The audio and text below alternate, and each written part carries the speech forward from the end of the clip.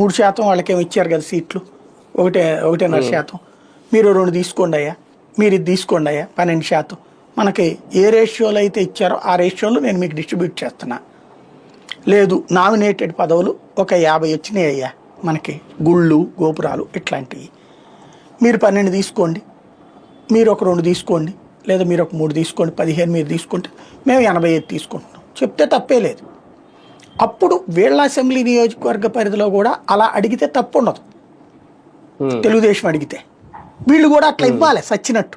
అప్పుడు రెస్పాన్స్ ఇవ్వాలి. ఏం జరుగుతుంది ఇక్కడ? ఈ మాట ఏదన్నా అంటే వాళ్ళుని ఇప్పుడు పవన్ కళ్యాణే తిడుతున్నాడు. ఏమని? పదవుల కోసం ఆశపడబాకండి, నేనే 15 ఏళ్ళు వెయిట్ చేశాను. ఫర్ ఎగ్జాంపుల్ ఆయన అన్నమాట నిజం అనుకుందాం, ఆయన ఇంతకీ జనసేన అధ్యక్షుడు అనే పదవి ఉందా లేదా? అంతకుముందు యువరాజ్యం అనే పదవికి అధ్యక్షుడు ఆయన ఉన్నదా లేదా పదవి? అది ముగిగానే నువ్వు జనసేన పెట్టుకుంటువి. అంటే 19 ఏళ్ల నుంచి నీకు పదవి లేని ఏ రోజు అసలు?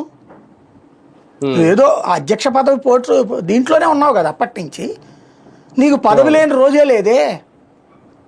మంత్రి పదవి ఇప్పుడు వచ్చి ఉండొచ్చు, కానీ నీ అధ్యక్ష పదవి అయితే నీకే ఉంది కదా.